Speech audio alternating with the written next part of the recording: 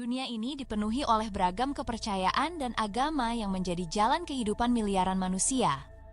Beberapa agama memiliki unsur yang sekilas mirip dengan Islam, seperti monoteisme atau nilai-nilai spiritual tertentu. Namun, dalam pandangan Islam, hanya Islam yang merupakan agama yang benar dan disempurnakan oleh Allah Tabaraka wa Ta'ala. Agama-agama yang tidak mengikuti wahyu terakhir yakni Al-Quran atau menolak kerasulan Nabi Muhammad SAW dianggap menyimpang dari jalan lurus yang ditetapkan Allah Tabaraka wa Ta'ala.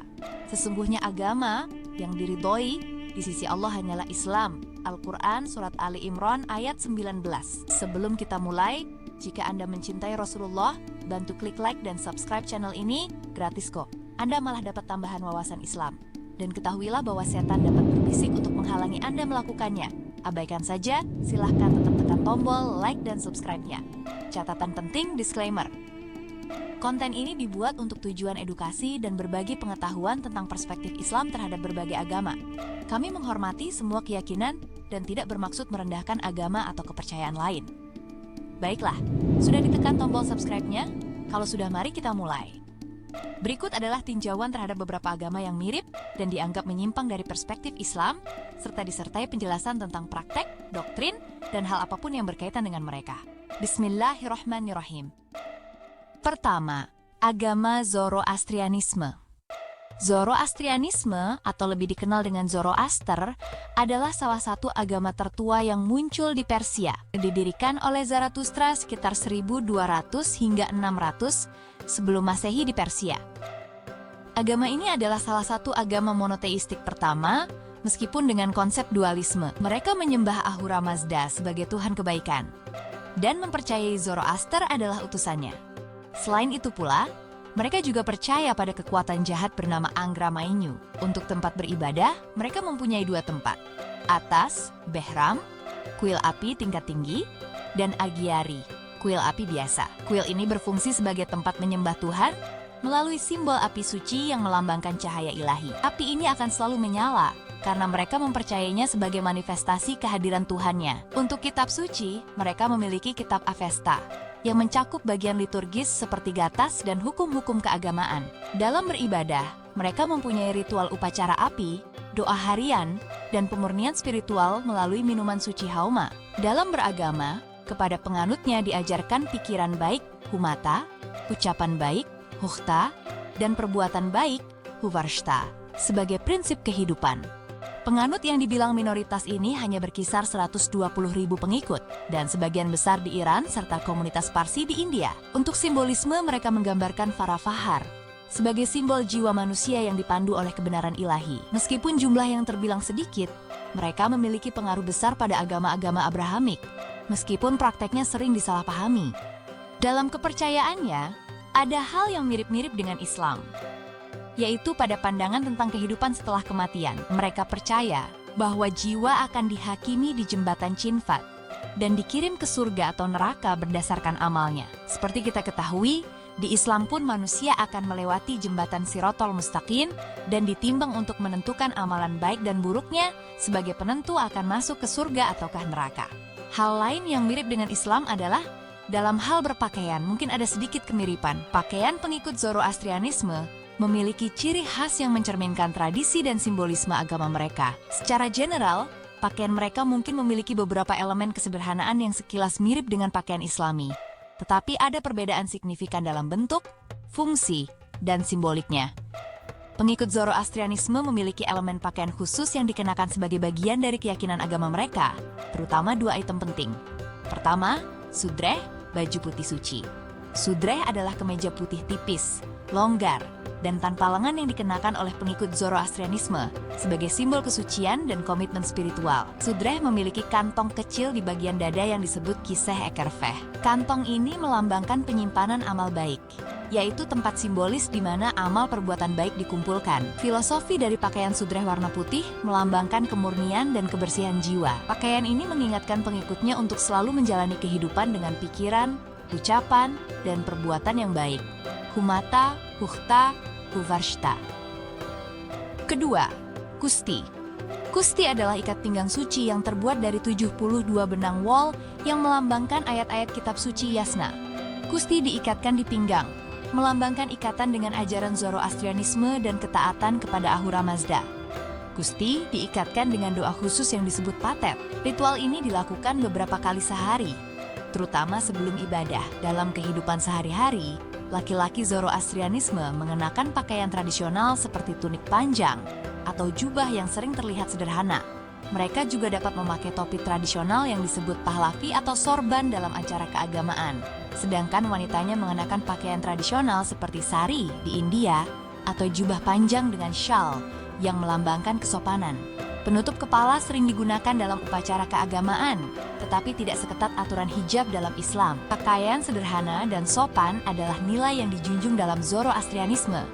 Mirip dengan Islam yang mengajarkan kesopanan dan kebersihan dalam berpakaian. Warna putih, seperti dalam sudreh, juga sering dipakai muslim dalam ibadah tertentu, misalnya saat ihram dalam haji. Sedangkan poin penting pembedanya adalah, sudreh dan kusti memiliki simbolisme yang khas untuk Zoroastrianisme. Mereka menjadikan sudreh dan kusti sebagai alat beribadah. Sementara dalam Islam, pakaian tidak memiliki elemen fisik seperti begitu, melainkan lebih menekankan pada ketaatan syariat, seperti menutup aurat. Dalam Islam, pakaian adalah kewajiban ibadah yang harus mencakup seluruh tubuh sesuai syariat. Al-Quran Surat Al-Ahzab ayat 59.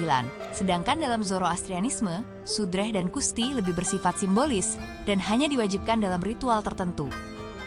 Kembali ke masalah tauhid, meskipun Zoroastrianisme mengajarkan monoteisme dalam beberapa aspeknya, konsep dualisme mereka bertentangan dengan Islam. Islam mengajarkan tauhid, bahwa hanya Allah Tabaraka wa Ta'ala yang menciptakan segala sesuatu, termasuk ujian dalam bentuk kebaikan dan keburukan. Sedangkan konsep dualisme dalam Zoroastrianisme, di mana ada dua kekuatan yang saling bertarung, Ahura Mazda dan Angra Mainyu, bertentangan dengan tauhid dalam Islam. Al-Quran Surat Az-Zumar ayat 62. Selain itu pula, penyembahan api juga dianggap sebagai bentuk syirik dalam Islam. Agama kedua adalah Druze, Muwahhidun. Druze merupakan sebuah keyakinan yang muncul pada abad ke-11 Masehi di bawah kekhalifahan Fatimiyah dengan Hamzah ibn Ali ibn Ahmad sebagai tokoh utamanya. Mereka berakar dari Syiah Ismailiyah dan memiliki ajaran yang sangat esoterik. Mereka menghormati Nabi Muhammad SAW dan Imam Ali, tetapi juga memandang Khalifah Al-Hakim bi Amr sebagai manifestasi Tuhan. Keyakinan ini dijelaskan dalam kitab mereka yang disebut Rasail Al-Hikmah. Kitab ini bersifat rahasia dan hanya diketahui oleh al-uqol atau kaum bijak. Ibadah mereka dilakukan secara rahasia di tempat yang disebut kholwa, yang berfungsi untuk meditasi dan diskusi doktrin mistis. Ciri khas tempat ibadah mereka biasanya tempatnya sederhana tanpa ornamen keagamaan yang mencolok serta biasanya terletak di pegunungan. Untuk praktek keagamaan mereka sangat bersifat privat dan rahasia. Mereka tidak memiliki ibadah formal yang terlihat oleh publik. Ajaran mereka berfokus pada kejujuran, kesetiaan, kerja keras, dan menghormati komunitas Druze. Pada penyebaran atau demografi, populasi mereka sekitar 1 juta orang, terutama di Lebanon, Suriah, dan Israel. Druze memiliki kode simbolisme yang biasanya bergambar bintang 5, berwarna-warni melambangkan 5 prinsip keimanan mereka. Namun terkadang mereka pun membuat simbol dengan bendera berwarna-warni. Dalam hubungan antaragama, mereka umumnya tinggal berdampingan dengan damai, meskipun bersifat eksklusif, karena mereka tidak menerima konversi, misalnya menikah dengan berbeda keyakinan. Dalam perannya di kenegaraan, Druze memainkan peran penting dalam politik dan militer di Lebanon dan Israel. Itulah mengapa kita kadang melihat mereka yang terlihat Muslim, tapi membawa dan membanggakan bendera Israel. Terkadang kita sendiri pun heran, padahal setelah tahu faktanya, mereka adalah agama Druze asal Syiah yang ikut berperan penting di Israel. Fakta unik lain adalah mengenai hal berpakaian agama Druze yang mirip Islam. Pakaian pengikut Druze memiliki elemen kesederhanaan dan kesopanan yang sekilas mungkin terlihat mirip dengan pakaian Islami, tetapi memiliki perbedaan dalam simbolisme, fungsi, dan tujuan. Perempuan Druze memakai penutup kepala atau kerudung putih sederhana yang disebut mandil. Kerudung ini melambangkan kesucian, ketaatan, dan kesopanan, mirip dengan jilbab dalam Islam. Kerudung ini tidak selalu menutupi seluruh kepala secara ketat, seperti jilbab, dan penggunaannya bervariasi tergantung tingkat religiusitas individu. Untuk cara berpakaian, mereka mengenakan pakaian longgar dan sederhana, biasanya berwarna netral seperti hitam, putih, atau warna gelap lainnya. Pakaian ini mencerminkan nilai kesederhanaan dalam komunitas Druze, tetapi tidak memiliki aturan ketat seperti syariat Islam terkait aurat. Untuk kaum laki-laki Druze, mereka memakai ikat kepala, amama, ataupun peci putih bundar yang terkadang tengahnya berwarna merah. Peci tersebut dikenakan untuk melambangkan identitas keagamaan mereka. Bagi yang memiliki status spiritual lebih tinggi, mereka dapat memakai amah hitam di atas topi putih. Sedangkan untuk pakaian, laki-laki Druze sering memakai celana longgar khas yang disebut shirwal. Celana ini biasanya dipadukan dengan baju longgar atau mantel panjang. Dari detail tersebut, kita bisa tarik kesimpulan ada persamaan dan perbedaan yang mendasar dengan pakaian umat Islam. Untuk persamaan, baik Druze maupun Muslim menghargai pakaian yang sederhana dan sopan, terutama dalam konteks religius. Sama memakai penutup kepala, kerudung perempuan Druze dan sorban atau topi laki-laki mirip dalam tradisi Muslim. Sedangkan perbedaannya dari sisi fungsi.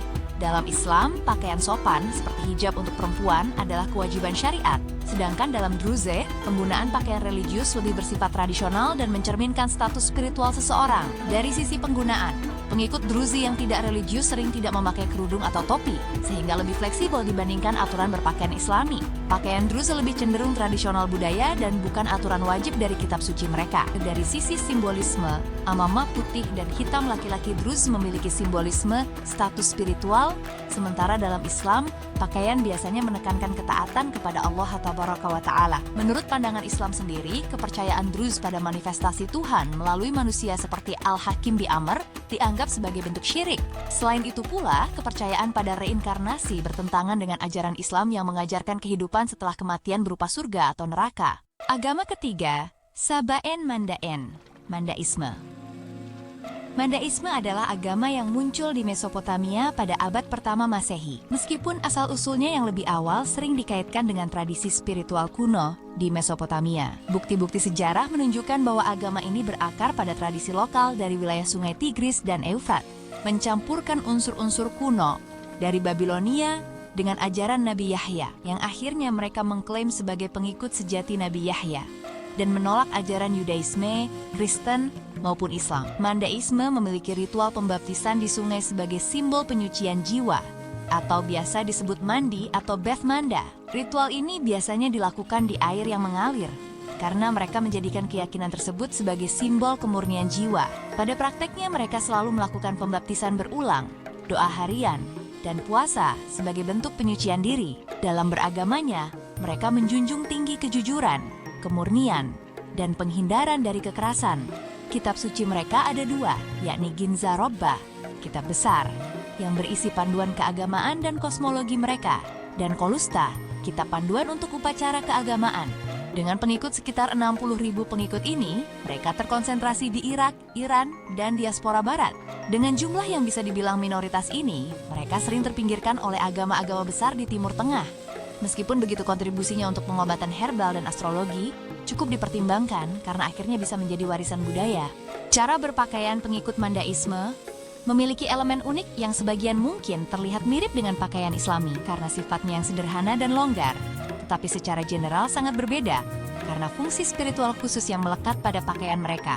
Berikut penjelasannya. Pertama, pakaian utama mereka adalah rasta, berbentuk jubah putih panjang yang dikenakan oleh pengikut Mandaisme, terutama dalam ritual keagamaan inti atau disebut masbuta. Pakaian ini melambangkan kesucian, kemurnian, dan hubungan dengan dunia terang atau alam ilahi. Rasta biasanya terbuat dari kain putih polos tanpa pola atau ornamen apapun, menekankan nilai kesederhanaan dan spiritualitas. Kedua ajaran ini memakai ikat kepala, yang biasa disebut margna. Ikat kepala ini berfungsi sebagai bagian dari pakaian ritual. Margna dikenakan oleh pendeta dan umat yang menjalani upacara tertentu, serta melambangkan perlindungan spiritual. Ketiga, dalam praktek peribadahan mereka memakai sabuk ritual yang disebut hamia. Selain untuk memencangkan rasta, sabuk ini memiliki makna simbolik dalam Mandaisme, sebagai tanda ikatan dengan ajaran dan kesucian kehidupan. Jika dibandingkan dengan pakaian Islam, ada letak kesamaan. Pakaian Mandaisme juga longgar dan sederhana, seperti pakaian Muslim yang sering mencerminkan nilai kesopanan dan kesucian. Penggunaan warna putih juga mirip dengan pakaian Muslim dalam beberapa ritual, seperti ihram dalam haji. Sedangkan untuk perbedaannya, rasta lebih bersifat seragam ritual, dan biasanya hanya dikenakan untuk acara keagamaan atau pembaptisan. Dalam kehidupan sehari-hari, pengikut Mandaisme mengenakan pakaian biasa sesuai budaya setempat, tanpa aturan ketat seperti hijab atau jilbab dalam Islam. Secara keseluruhan, meskipun pakaian pengikut Mandaisme mungkin terlihat sederhana dan longgar, seperti pakaian muslim, tujuan dan konteks penggunaannya sangat berbeda, terutama karena pakaian mereka dirancang khusus untuk ritual keagamaan. Poin kepercayaan Mandaisme, menurut perspektif Islam sendiri, menolak Nabi Muhammad SAW sebagai penutup kenabian adalah penyimpangan besar sesuai dalam Al-Quran Surat Al-Ahzab ayat 40. Selain itu pula, keyakinan pada pembaptisan sebagai penyucian spiritual tidak sejalan dengan konsep taubat dalam Islam. Agama keempat, Yahudi, Judaism. Agama satu ini berakar dari perjanjian Allah Tabaraka wa Ta'ala dengan Nabi Ibrahim, Abraham, sekitar tahun 2000 sebelum Masehi. Agama ini berkembang melalui wahyu Taurat kepada Nabi Musa di Gunung Sinai. Mereka mengimani Nabi Musa sebagai nabi utama, diikuti oleh nabi-nabi lain seperti Nuh, Ibrahim, dan Daud, tetapi menolak Nabi Muhammad SAW sebagai nabi terakhir, dengan alasan Rasulullah bukan berasal dari kaumnya mereka. Yudaisme memiliki kemiripan dalam tata cara ibadah. Mereka beribadah dan berdoa di sinagoga yang memiliki Aron Kodesh, lemari penyimpan gulungan Taurat, yang menghadap Yerusalem, mirip dengan sholat dalam Islam yang menghadap Ka'bah. Namun, ajaran mereka berbeda karena mereka hanya menerima Taurat dan menolak Al-Quran sebagai wahyu terakhir. Kitab suci inti mereka adalah Tanakh, yang terdiri dari Taurat, Nevi'im, dan Ketuvim. Taurat adalah inti hukum Yahudi, tetapi banyak ajarannya telah dimodifikasi melalui komentar rabbinik dalam Talmud. Dalam keseharian Yudaisme, mereka menekankan ketaatan pada hukum Taurat, kasih kepada sesama, dan keadilan sosial. Dengan simbol bintang Daud, Star of David, dan menorah sebagai simbol utama Yahudi, pengikutnya ada sekitar 15 juta yang tersebar di seluruh dunia, terutama di Israel dan Amerika Serikat. Dalam sejarah, Yahudi sering berkonflik dengan Kristen dan Islam, tapi ada dialog modern untuk menjembatani perbedaan saat ini, terutama dengan Kristen. Beberapa ritual ibadah lain dalam Yudaisme diantaranya adalah Brit Milah, khitan untuk anak laki-laki pada hari ke-8 setelah lahir, perayaan hari besar seperti Rosh Hashanah, Yom Kippur, dan Hanukkah, serta Sabat, hari istirahat pada Sabtu. Sedangkan dalam hal berpakaian, pengikut Yahudi bervariasi tergantung pada aliran atau denominasi mereka, seperti Yahudi Ortodoks, Reformis, atau Konservatif. Namun, pengikut Yahudi yang taat, terutama dari komunitas Yahudi Ortodoks, memiliki elemen pakaian khas. Untuk pakaian laki-laki Yahudi memakai kippah, yarmulke, yaitu topi kecil bulat yang dikenakan di kepala sebagai tanda penghormatan kepada Tuhan. Kippah biasanya dipakai sepanjang waktu oleh laki-laki Yahudi Ortodoks, tetapi bisa hanya saat berdoa bagi Yahudi non-Ortodoks. Fungsi ini mirip dengan sorban atau peci dalam Islam, sebagai simbol kesopanan dan penghormatan dalam ibadah. Selain itu pula para lelaki memakai tolit, selendang doa yang dikenakan selama ibadah, biasanya terbuat dari kain putih dengan garis biru atau hitam. Pada sudut talit terdapat zizit atau jumbai, yang melambangkan perintah Tuhan dalam Taurat, jumlah jumbai biasanya bilangan 15, 38-40. Ada pula tefilin, yaitu kotak kecil berisi ayat Taurat yang diikatkan di dahi dan lengan kiri saat berdoa. Tefilin melambangkan pengabdian total kepada Tuhan melalui pikiran, dahi, dan tindakan, lengan. Sedangkan untuk pakaian harian, banyak laki-laki Yahudi Ortodoks mengenakan pakaian serba hitam, seperti jas panjang, bekishe, dan topi hitam besar sebagai simbol kesopanan dan tradisi. Sedangkan untuk pakaian perempuan Yahudi, mereka mengenakan kerudung atau wig, sheitel. Perempuan Yahudi Ortodoks yang sudah menikah diwajibkan menutupi rambutnya dengan kerudung, sheitel atau wig untuk menjaga kesopanan dan menandakan status pernikahan mereka. Kerudung ini sekilas mirip dengan hijab dalam Islam, tetapi penggunaan wig membuatnya berbeda dari konsep Islami yang menekankan penutup kepala langsung. Perempuan Yahudi Ortodoks diwajibkan memakai pakaian sederhana dan longgar yang menutupi lutut dan siku. Pakaian ini serupa dengan prinsip kesopanan dalam berpakaian Islami. Adapun dari persamaan dengan pakaian Islami, selain hanya kesederhanaan, terdapat pula perbedaan yang mendasar. Dalam Islam, pakaian seperti hijab dan menutup aurat adalah kewajiban syariat yang berlaku setiap saat. Hal ini tertulis dalam Al-Quran Surat An-Nur ayat 31 dan Surat Al-Ahzab ayat 59.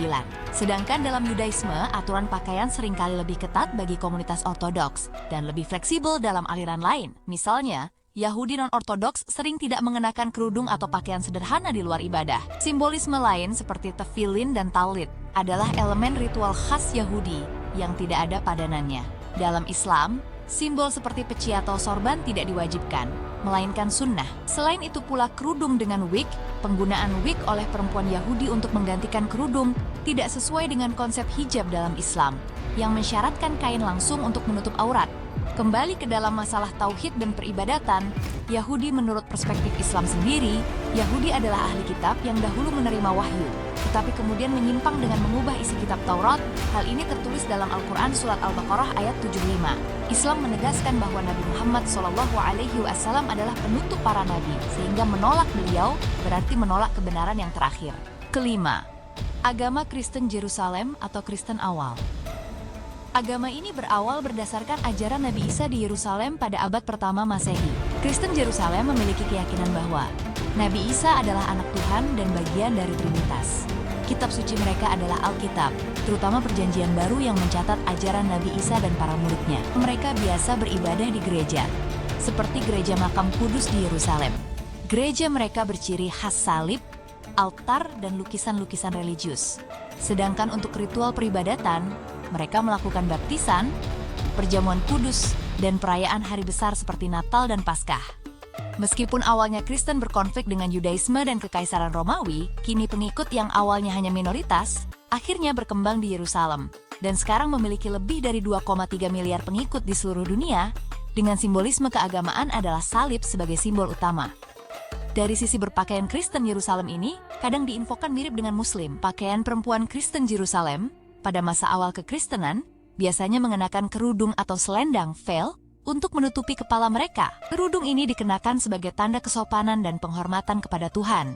Mirip dengan tradisi Yahudi, penutup kepala ini sering disebut dalam Alkitab, di mana perempuan diperintahkan untuk menutupi kepala saat berdoa. Selain kerudung, perempuan Kristen awal mengenakan tunik panjang yang menutupi tubuh hingga pergelangan kaki. Begitu pula ditambah dengan mantel atau selendang tambahan untuk menutupi bahu. Pakaian ini bersifat longgar dan sederhana, dirancang untuk menunjukkan kesopanan dan penyangkalan diri terhadap kemewahan duniawi. Sedangkan untuk laki-lakinya sebagai pakaian utama, mereka mengenakan tunik panjang yang sering disebut chiton dalam budaya Yunani Romawi. Tunik ini menyerupai jubah sederhana yang dikenakan oleh laki-laki Muslim dalam tradisi Arab, seperti tobe. Selain tunik, ditambah pula dengan mantel atau himation. Mantel atau selendang tebal dikenakan di atas tunik, mirip dengan pakaian luar. Mantel ini bisa berfungsi sebagai penutup tubuh tambahan atau pelindung dari cuaca. Selain itu pula, para lelakinya memakai penutup kepala. Dalam tradisi Yahudi yang mempengaruhi Kristen Yerusalem awal, laki-laki sering menutupi kepala saat beribadah, meskipun ini bukan kewajiban. Dalam kekristenan modern, penutup kepala atau pakaian sederhana masih dipertahankan oleh beberapa aliran tertentu, seperti biarawati Katolik, komunitas Kristen Ortodoks, atau kelompok Amis dan Menonite. Namun, sebagian besar umat Kristen tidak lagi mengikuti aturan berpakaian khusus. Dari persamaan tersebut, terdapat pula perbedaan yang mendasar. Dalam Islam, menutup aurat adalah kewajiban syariat yang berlaku setiap saat. Perintah ini ada pada Al-Quran Surat An-Nur ayat 31 dan Surat Al-Ahzab ayat 59. Dalam kekristenan awal, penutup kepala lebih sering dikenakan selama doa atau ibadah, dan bukan sebagai aturan universal. Pakaian perempuan Kristen awal lebih menekankan kesopanan general tanpa menetapkan aurat yang spesifik seperti dalam Islam, di mana rambut, leher, dan bagian tubuh lainnya harus tertutup. Kembali ke dalam perspektif Islam. Meskipun Kristen Yerusalem juga mengajarkan kasih sayang dan pengampunan serta kemiripan berpakaian, konsep ketuhanan mereka berbeda secara mendasar dari Islam. Islam menolak konsep Trinitas. Islam menegaskan bahwa Allah Tabaraka wa Ta'ala adalah tunggal dan tidak beranak maupun diperanakkan. Ini tertulis dalam Al-Quran Surat Al-Ikhlas ayat 3, serta keyakinan bahwa Isa adalah Tuhan ada pada Al-Quran Surat An-Nisa ayat 171. Islam mengajarkan bahwa Isa adalah Nabi dan akan kembali untuk menegakkan kebenaran Islam.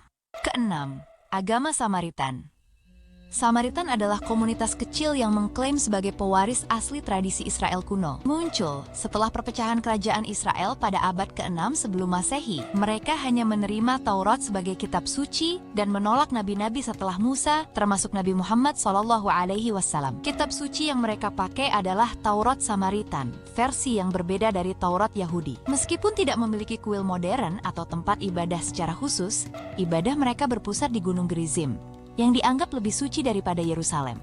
Dalam beribadahnya, mereka melakukan ritual pengorbanan domba Paskah, serta pembacaan Taurat Samaritan dalam ibadah komunitas. Perlakuan tersebut dilakukan karena ketaatan pada hukum Taurat dengan cara literal. Dengan pengikut sekitar 1.000 orang, yang berada besar di wilayah tepi barat Israel ini sering dianggap sebagai sekte oleh Yahudi. Meskipun begitu, hubungan mereka dengan komunitas Muslim cenderung damai. Dalam cara berpakaian, kelompok Samaritan ini pun kadang dimirip-miripkan dengan Muslim. Pakaian laki-laki Samaritan mengenakan jubah panjang yang sederhana, biasanya berwarna putih atau warna netral lainnya. Jubah ini sekilas mirip dengan tobe atau jubah panjang yang dikenakan oleh laki-laki Muslim dalam budaya Arab. Pakaian ini digunakan dalam kehidupan sehari-hari, tetapi khusus untuk ibadah, mereka mungkin mengenakan jubah yang lebih formal atau berwarna putih untuk mencerminkan kesucian. Laki-laki Samaritan sering mengenakan penutup kepala berupa sorban atau topi berbentuk bundar yang menyerupai kippah topi Yahudi tetapi lebih besar. Penutup kepala ini menandakan kesopanan dan penghormatan dalam tradisi keagamaan mereka. Tetapi dalam upacara keagamaan seperti Paskah Samaritan, mereka dapat mengenakan mantel panjang berwarna cerah seperti merah, hijau, atau biru. Pakaian ini melambangkan perayaan keagamaan dan kebesaran tradisi mereka. Sedangkan untuk perempuannya, mereka mengenakan kerudung atau selendang yang menutupi kepala, terutama selama ibadah atau acara keagamaan. Kerudung ini sering berwarna putih atau pastel lembut dan dipadukan dengan pakaian panjang. Kerudung ini pula sekilas mirip dengan hijab yang dikenakan oleh muslimah, tetapi tidak selalu dipakai di luar konteks keagamaan. Untuk pakaian, mereka mengenakan pakaian panjang dan longgar, baik berupa gaun atau rok panjang yang menutupi tubuh secara sopan, yang mencerminkan nilai-nilai kesederhanaan dan kesopanan. Dari kemiripan tersebut, konteks perbedaan mendasarnya ada pada waktu dan penggunaannya. Dalam Islam, pakaian seperti hijab dan jubah panjang adalah kewajiban syariat yang berlaku setiap saat, baik di dalam maupun di luar ibadah. Ini tertulis dalam Al-Quran Surat An-Nur ayat 31 dan Al-Ahzab ayat 59. Dalam komunitas Samaritan, pakaian religius seperti kerudung atau jubah seringkali hanya dikenakan saat ibadah atau upacara keagamaan. Pakaian Samaritan sangat dipengaruhi oleh tradisi Yahudi kuno dan budaya lokal dengan elemen warna dan simbolisme, sedangkan pakaian Islami diatur langsung oleh syariat Islam dan lebih universal. Kembali ke dasar perbedaan beragama menurut perspektif Islam. Dalam Islam, penolakan terhadap wahyu yang disempurnakan melalui Al-Quran menunjukkan bahwa ajaran mereka tidak lagi sejalan dengan kebenaran yang diajarkan oleh Allah Azza wa Jalla melalui Rasulullah. Ketujuh, agama Yazidi, Melek Taus. Yazidi dikenal dengan penghormatan mereka kepada Melek Taus atau malaikat Merak sebagai pelindung dunia. Ritual mereka mencakup ziarah ke Lalish dan puasa selama 3 hari. Ajaran ini berakar di Mesopotamia kuno. Yazidi menggabungkan elemen Zoroastrianisme, Kristen, dan Islam mistis. Syekh Adi Ibn Musafir yang wafat pada tahun 1162 dianggap sebagai pembaru utama agama ini. Ajaran ini tidak memiliki nabi spesifik, tetapi Melek Taus, seperti disebutkan di awal, adalah tokoh spiritual utama yang mereka anggap sebagai pelindung dunia. Untuk kitab suci, mereka mempunyai kitab Al-Jilwah dan Mishefares yang berisi ajaran keagamaan mereka. Sedangkan untuk tempat ibadah dan ritual, mereka biasanya mengunjungi makam Syekh Adi di Lalish, Irak. Di sana mereka berziarah tahunan, doa, dan upacara keagamaan utama Yazidi. Tempat ini terletak di lembah terpencil, dengan arsitektur khas dan simbolisme religius. Untuk ritual keagamaan selain ziarah, mereka pun melakukan nyanyian doa dan upacara penyucian jiwa, serta puasa tahunan selama 3 hari. Dengan jumlah pengikut sekitar 700.000 orang, mereka mayoritas tinggal di Irak. Dengan komunitas diaspora di Eropa, mereka menjunjung harmoni dengan alam, penghormatan terhadap komunitas, dan keseimbangan spiritual. Prakteknya, Yazidi sering menghadapi persekusi karena dianggap sesat oleh agama lain, terutama di Timur Tengah. Pandangan tentang kehidupan setelah kematian pun, mereka percaya pada reinkarnasi, di mana jiwa akan kembali ke dunia hingga mencapai kesempurnaan. Dari cara berpakaian, pengikut Yazidi terutama yang menghormati Melek Taus secara general, pakaian mereka memiliki elemen kesederhanaan dan sopan santun, yang mungkin sekilas tampak mirip dengan pakaian Islami. Tetapi bagaimanapun, tetap terdapat perbedaan yang signifikan dalam simbolisme dan fungsi. Pakaian perempuan Yazidi memakai kerudung putih atau shawl yang menutupi kepala mereka. Kerudung ini dikenakan terutama selama acara keagamaan atau di tempat suci seperti Lalish, pusat spiritual mereka. Kerudung ini melambangkan kesucian dan penghormatan terhadap tradisi leluhur, tetapi tidak diwajibkan untuk dikenakan setiap saat, seperti hijab dalam Islam. Kerudung perempuan Yazidi sering dipadukan dengan pakaian warna putih, yang melambangkan kemurnian. Mereka juga memakai gaun panjang dan longgar yang menutupi tubuh mereka dengan sopan. Gaun ini biasanya berwarna putih, hitam, atau warna pastel lembut, tergantung pada acara atau tingkat religiusitas. Untuk laki-lakinya, mereka mengenakan jubah panjang, terutama saat menghadiri acara keagamaan atau ritual ziarah ke Lalis. Jubah ini sering berwarna putih atau hitam, menonjolkan kesederhanaan dan penghormatan. Laki-laki Yazidi juga mengenakan sorban atau ikat kepala putih sebagai simbol kesopanan, terutama selama ibadah. Selain itu pun dalam upacara keagamaan, beberapa laki-laki Yazidi mengenakan sabuk khusus yang melambangkan ikatan spiritual dengan ajaran agama mereka. Dari semua hal tersebut dalam tradisi Yazidi, biru adalah warna yang tabu untuk digunakan, dan mereka menghindari pakaian atau benda berwarna biru. Larangan ini didasarkan pada keyakinan spiritual mereka, meskipun alasan pastinya tidak sepenuhnya jelas. Dari konteks kemiripan berpakaian tersebut, ada perbedaan dasar dengan pakaian Islami. Dalam Islam, menutup aurat seperti mengenakan hijab adalah kewajiban syariat yang berlaku setiap saat. Sedangkan dalam tradisi Yazidi, kerudung dan pakaian religius lebih sering dikenakan saat acara keagamaan atau di tempat suci, tidak sebagai kewajiban sehari-hari. Dan larangan warna biru di kalangan Yazidi tidak memiliki perbandingan dalam Islam, di mana tidak ada larangan warna tertentu dalam Islam selama menutupi aurat secara sempurna.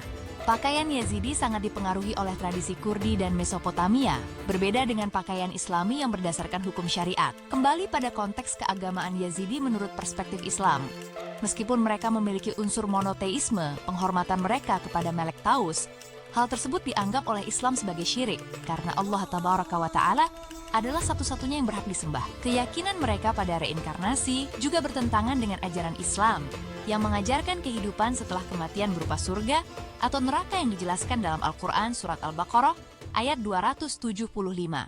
Kedelapan, agama Ahmadiyah atau Qadiani. Ahmadiyah didirikan oleh Mirza Ghulam Ahmad pada tahun 1889 di Qadian, India, dengan klaim sebagai Nabi Pembaru Islam setelah Nabi Muhammad SAW dan Imam Mahdi. Meskipun mereka menjalankan sebagian besar praktek Islam, keyakinan bahwa ada Nabi setelah Rasulullah bertentangan dengan Al-Quran Surat Al-Ahzab ayat 40 yang menegaskan bahwa Nabi Muhammad SAW adalah Nabi terakhir. Untuk kitab suci yang mereka gunakan adalah Al-Quran, tetapi dengan penafsiran unik yang dikembangkan oleh Mirza Ghulam Ahmad. Tempat ibadah pun mereka memakai masjid sama seperti Muslim lainnya, meskipun dengan ciri khusus. Biasanya, di masjid mereka selalu dilengkapi dengan tulisan moto, Love for all, hatred for none. Dalam praktek ibadahnya mereka mirip dengan Islam Sunni termasuk sholat 5 waktu, puasa Ramadan, dan zakat, tetapi dengan tambahan doa khusus untuk pembaruan Islam. Dalam penyebarannya, ada sekitar 10 hingga 20 juta pengikut yang tersebar di Pakistan, Afrika, Eropa, dan Amerika Utara. Untuk simbolisme, mereka membangun menara putih di Qadian yang melambangkan misi damai Ahmadiyah. Karena agama ini mungkin cangkokan dari Islam Sunni, maka dari pakaian yang dipakai, baik perempuan dan laki-laki sama saja. Tetapi, bagaimanapun menurut perspektif Islam sendiri, Islam menegaskan bahwa Nabi Muhammad SAW adalah Nabi terakhir. Oleh karena hal tersebut, klaim kenabian Mirza Ghulam Ahmad dianggap sebagai penyimpangan besar. Sebagai Muslim, kita meyakini bahwa Islam adalah agama yang sempurna dan diridhoi Allah Tabaraka wa Ta'ala, sebagaimana firman-Nya, dan barang siapa mencari agama selain Islam, maka sekali-kali tidaklah akan diterima daripadanya, dan dia di akhirat termasuk orang-orang yang rugi. Al-Quran Surat Ali Imran ayat 85. Semoga pembahasan tentang agama-agama di dunia yang memiliki kemiripan dengan Islam dalam beberapa aspek ini menambah pemahaman kita dan memperkuat keimanan kita kepada Allah Tabaraka wa Ta'ala. Jika ada masukan atau diskusi, silahkan tuliskan di kolom komentar. Dan jangan lupa klik like dan subscribe-nya. Jazakumullahu khairan. Wassalamualaikum warahmatullahi wabarakatuh.